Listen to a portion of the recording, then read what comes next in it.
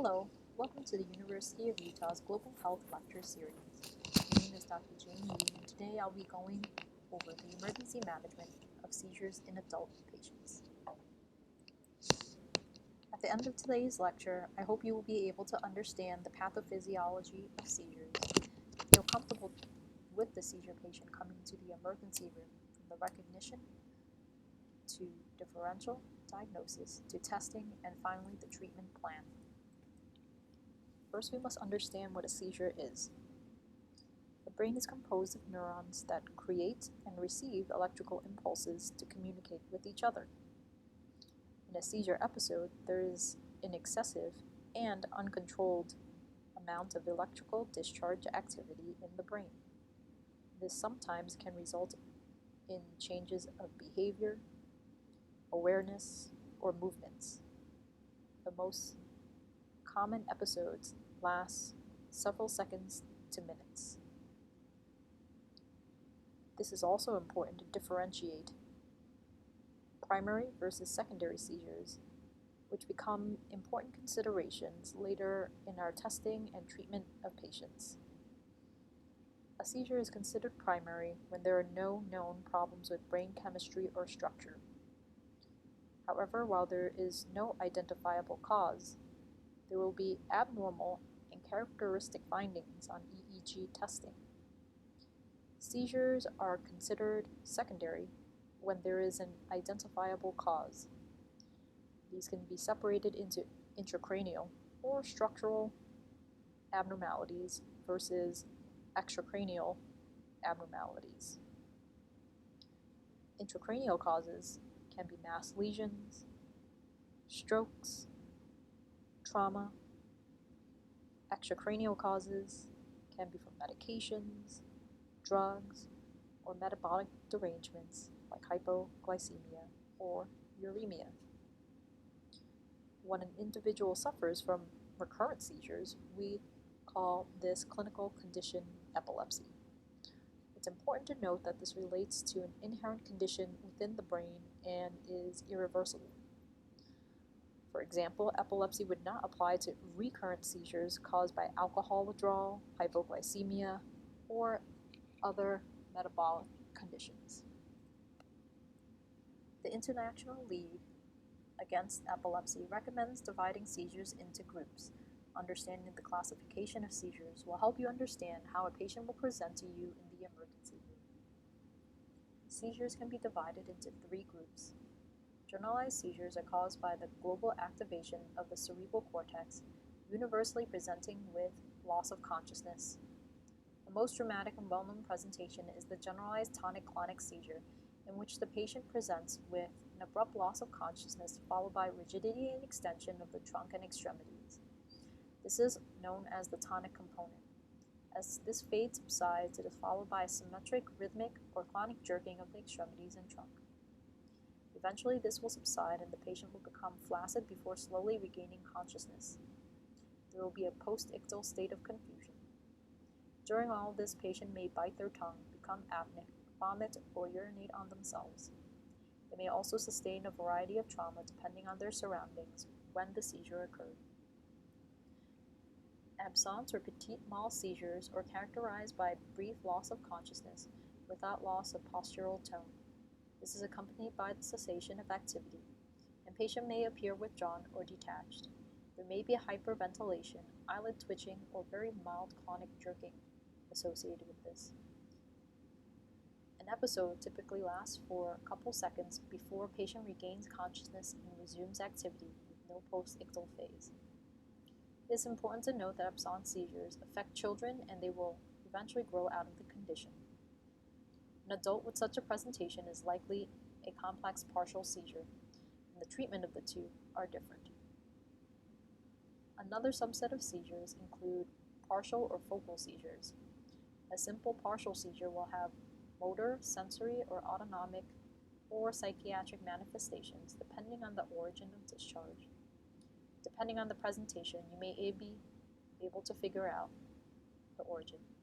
There's usually no loss of consciousness associated, but a complex partial seizure can have a bizarre presentation of symptoms, including automatism, visceral symptoms, hallucinations, memory disturbances, and dystophia.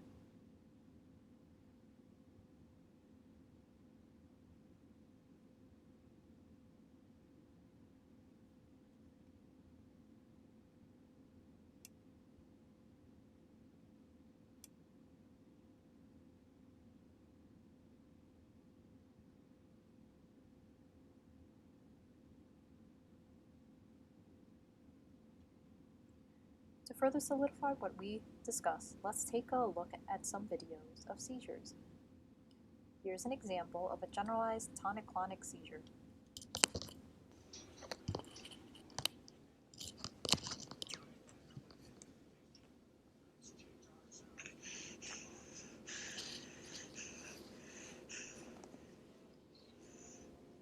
You okay? Cora? Can you hear me? Can you hear me? Can you hear me?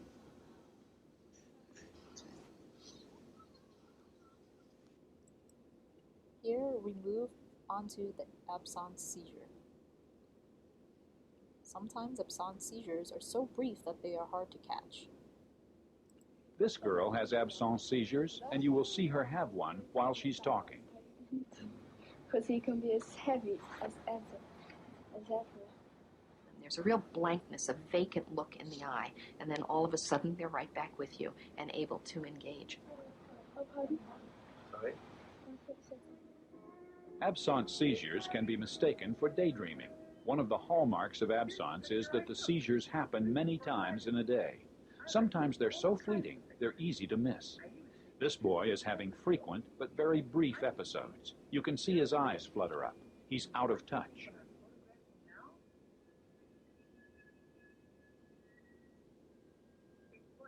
Then he becomes fully aware again. Here we have an example of a simple partial seizure.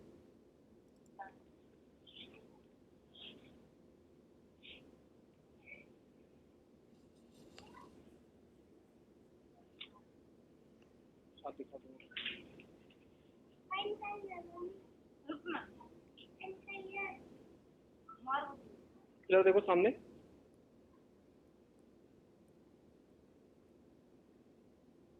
कितने घंटे से है ये पहले भी कभी हुआ है क्या इसको पहली बार हुआ है घर में किसी और को तो नहीं होता केवल इसी को हुआ है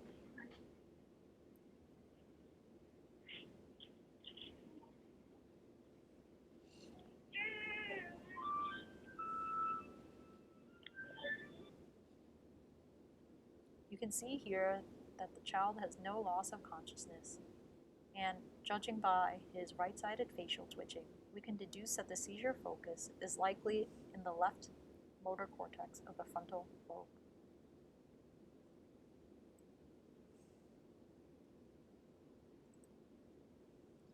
Here's an example of a complex partial seizure.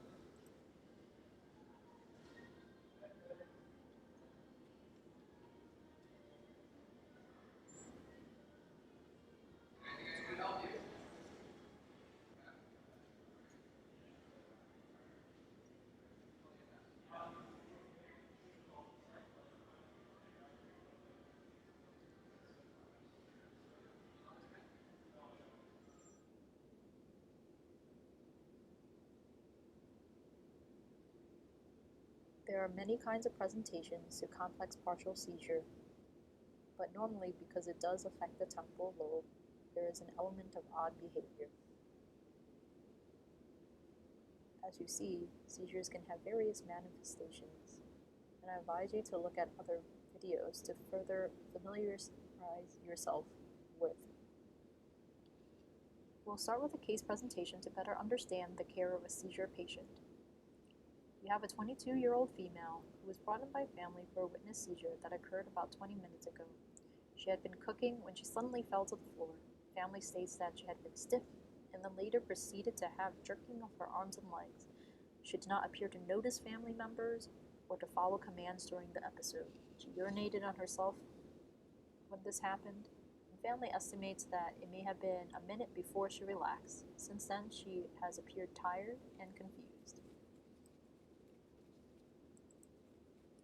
As with any patient presenting to the ER, a thorough history and physical will guide your workup and management of a patient. This is especially true in a seizure patient. When you obtain the history and physical, it can make the difference in your testing, your medications, and your eventual disposition of the patient. Here are some important details to consider.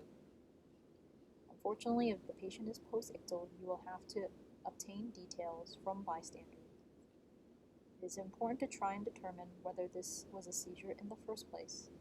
For example, a patient with known cardiovascular disease complaining of chest pain and then progressing to agonal breathing before suddenly collapsing, maybe with some myoclonic jerking, and now unresponsive, is less likely to be a seizure. While not always possible, we can always ask questions which can help us classify which type of seizure the patient may have had. Remember that generalized seizures tend to have abrupt changes in consciousness, and a partial seizure may start with an aura or a localized area of the body before becoming generalized. What other medical problems does this patient have? Are they a known epileptic who happened to miss their medications? Are they a renal failure patient who is now uremic? Do they have a personal or family history of cerebral aneurysm? Have they had recent travels or fevers? Like this could be an infectious cause. Is your patient immunocompromised? Is there a risk of cancer metastasis? Remember that medications can also be a cause of seizures. Noncompliance or changes in anti-seizure medication regimen can be a precipitant. Certain medications can also lower seizure thresholds, such as Wellbutrin, isoniazid, tricyclic antidepressants, as well as cocaine. Is your patient an alcoholic and is now withdrawing? Is your patient on anticoagulation and perhaps had a fall? These are some of the aspects you should consider in a seizure patient. There are a variety of physical exam findings that can guide you. It is common for a patient to be in a post-ictal or altered state after the seizure episode. This can persist for several hours. You may also find Todd's paralysis on physical exam, which most commonly follows a simple or complex focal seizure. The patient will have a focal deficit, usually lasting for 1 to 2 hours, but can last up to 2 days in some patients. If another more serious cause cannot be ruled out, such as an intracranial bleed or an ischemic stroke, further testing should be done. The Jacksonian march is a focal seizure starting in the small area, such as the corners of the mouth or blinking of the eyelids, that later spreads to a larger area, perhaps the neck muscles, arms, or legs. It is also important to remember secondary trauma.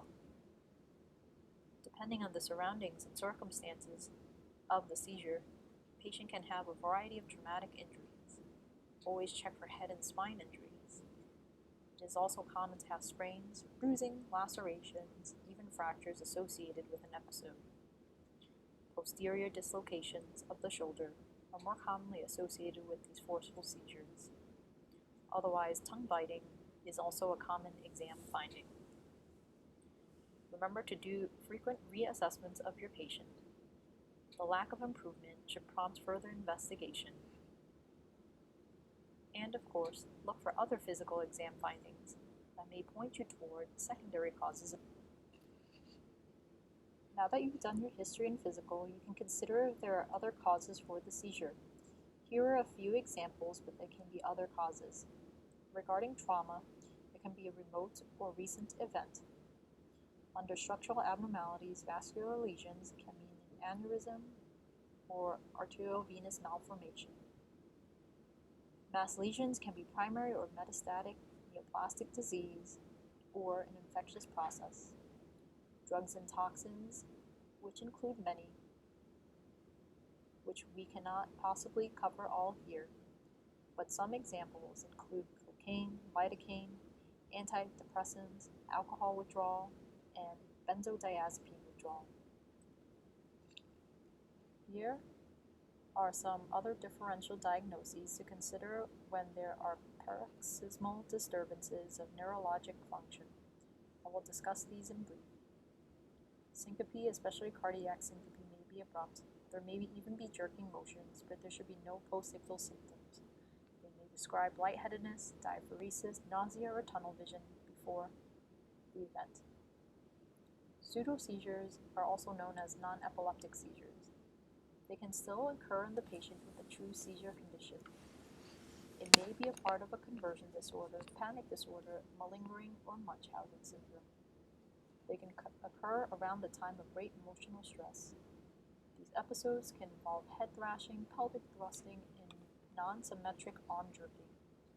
Sometimes an episode can be hard to distinguish in epileptic seizures that a video EEG may be used for diagnostic purposes. Like pseudo-seizures, hyperventilation symptom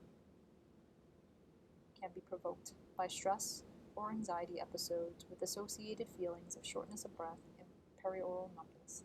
They may even have carpal pedal or other involuntary spasms, and even possible loss of consciousness. These symptoms should be reproducible if you ask the patient to hyperventilate. There are also a variety of movement disorders beyond the scope of this lecture. However, keep in mind with these movement disorders, while involuntary, can be momentarily suppressed by the patient, and they usually preserve their level of consciousness. With migraines, it is not likely to produce any involuntary active movements. However, migraines can be associated with scintillating scotomas, hemiparesis, or hemianopsia that can mimic a partial seizure. There's no diagnostic testing that is mandatory in a patient presenting with a seizure. In the case of our 22-year-old, if she had a single episode, then a glucose and a sodium may be reasonable tests. If our patient has a known seizure disorder, then a glucose as well as an anti-epileptic level, if available, is also reasonable. Again, your test should be based on your clinical assessment, once again, emphasizing on a thorough history and physical. Based on your other information you have gathered from the patient, you may consider these other tests.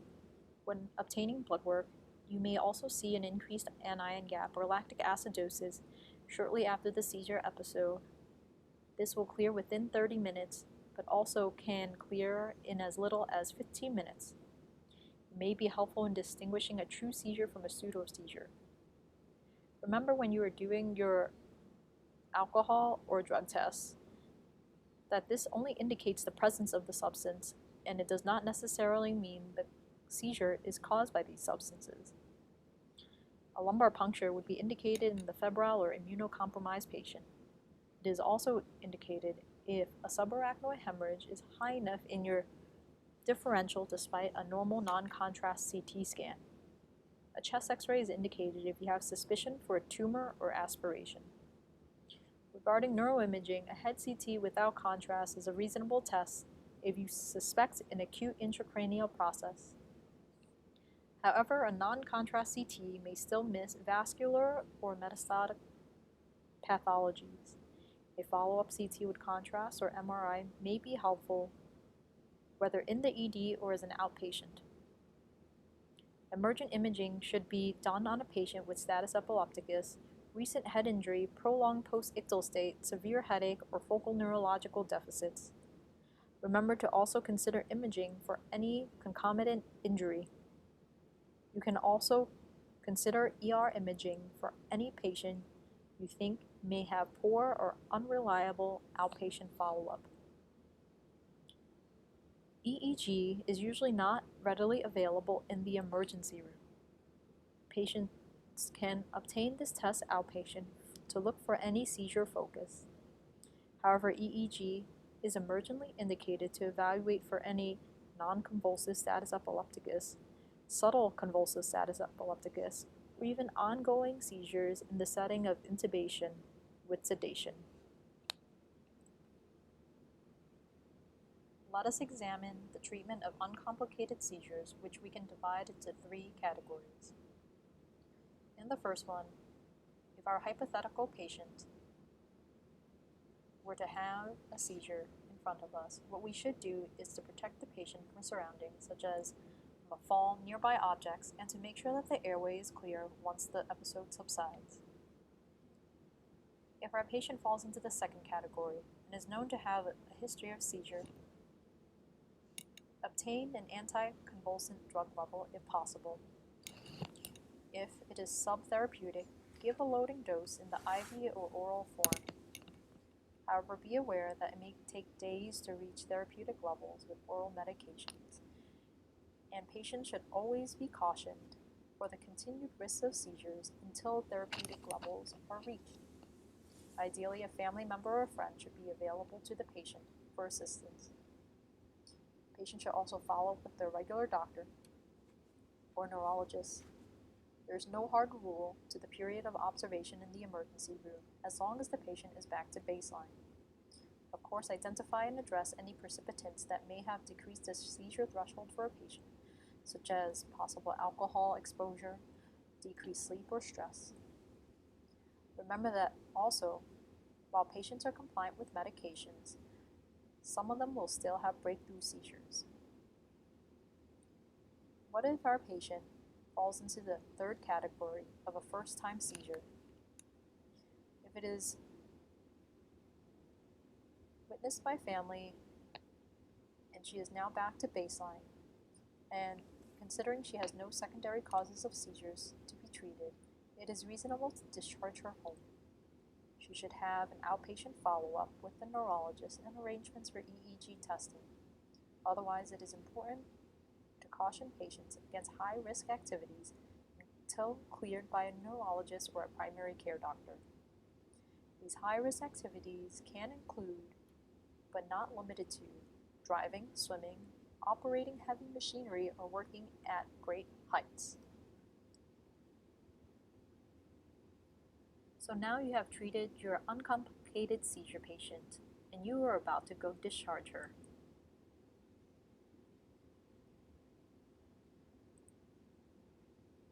Until she has another seizure. You do what you're supposed to do for a witness seizure, and you make sure her guardrails are up on the side of the bed so she doesn't fall off. Perhaps you're even able to put some pillows near her head and place her in a left lateral position. You set up the suction and other airway adjuncts to make sure that her airway is clear when this episode subsides. But a minute passes, and then 2 minutes passes. Now it's been 5 minutes and patient is still seizing. What will you do next? This patient is now considered to be in status epilepticus. The definition of status epilepticus has changed throughout the years. In the past, status was considered to be a prolonged seizure lasting from 20 to 30 minutes, or to have repeated seizures without return to baseline. However, given that seizures are more difficult to terminate the longer they last, it is best to start treating if and when seizure activities last for more than 5 minutes. Who suffers from status epilepticus? 1.3 to 1.6% with pre-existing epilepsy can present as status, at least in the United States. Sometimes status can be a first-time event for a patient. Remember to go through the precipitating factors for secondary causes of seizures. There is a high as 30% mortality to status epilepticus. Mostly this is due to hypoventilation, dysrhythmias, or acidosis. However, there is a host of complications from prolonged seizures, and animal models in the past have shown permanent neurological damage from as little as 20 minutes of uncontrolled seizure activity. While the convulsive variety of status epilepticus is easier to recognize, we need to be mindful of the non-convulsive variants.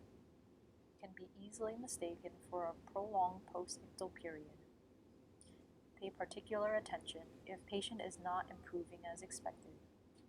Other times, it may be present as a subtle motor activity, which may range from twitching, blinking, eye deviation, or persistent and fluctuating mental status. Sometimes, as a result of medications, likely paralytics or sedation, we are also unable to tell if patient is still having ongoing seizure activity. Therefore, EEG is the diagnostic test of choice. 31% of status epilepticus patients develop refractory status epilepticus despite adequate medication. There is also a separate entity known as epilepsia partialis continua, where it is seen as a partial seizure that most commonly affects the distal arm and leg. Remember that a true seizure is involuntary and can be overcome or suppressed. So what will you do in our management of a young patient with prolonged seizure activity? As with all basics of emergency management, pay close attention to the airway, breathing, circulation, or the ABCs. Intubation is indicated in these patients for airway protection and possible hypoxia. Ideally, a short-acting paralytic medication should also be used in this setting. The patient should also be on continuous monitoring, including capnography, if available. IV access should be obtained in this patient. While there are IM, intranasal, rectal, or buccal medications that can be given when there is no access, the absorption is variable. IV formulation would be the most preferable. Fluids can also be ran through the IV lines, as there is a degree of hypotension that can be associated with some of the benzodiazepines and anti-epileptic medication. Be careful not to run dextrose or glucose containing fluids because it is incompatible with phenytoin. At this time, since the patient has also had a clinical deterioration, we can move forward with any indicated lab work or imaging. This patient should also be admitted to an intensive care setting. At this time, you should have also gotten your consultants on board, which may include the neurologist and the ICU physician. Here is a more detailed management plan in terms of medications for these patients. Benzodiazepines are usually first line and combined with an anti-epileptic medication. Both lorazepam and diazepam have equal efficacy. Even though lorazepam has a slightly slower onset, it is known to last longer, as well as have fewer seizure reoccurrences. Lorazepam is also more effective than phenytoin or phenobarbital as an initial agent.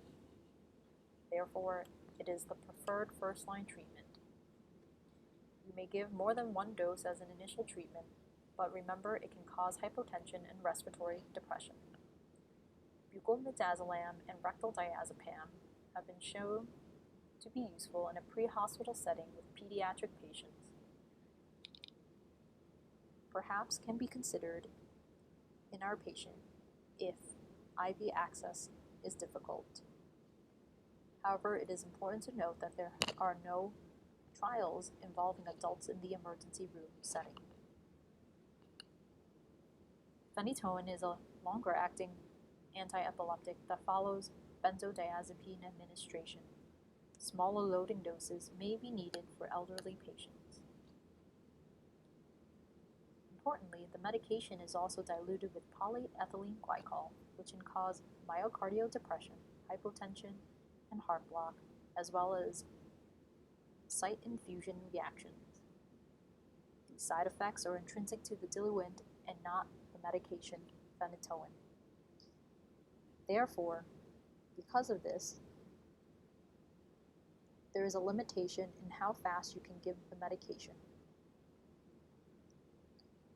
It is also therefore important to place the patient on a cardiac monitor if you haven't already.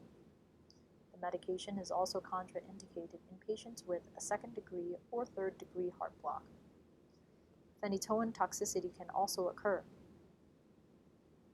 At lower toxic doses, nystagmus is one of the first signs of toxicity.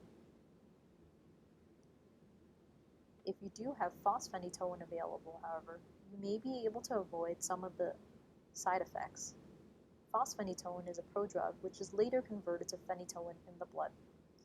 It has a similar time of onset, effectiveness, and impact as phenytoin. However, there are less side effects because there is no polyethylene glycol or ethanol diluents with the medication. Therefore, it can also be infused faster. It is often expressed as phenytoin equivalents.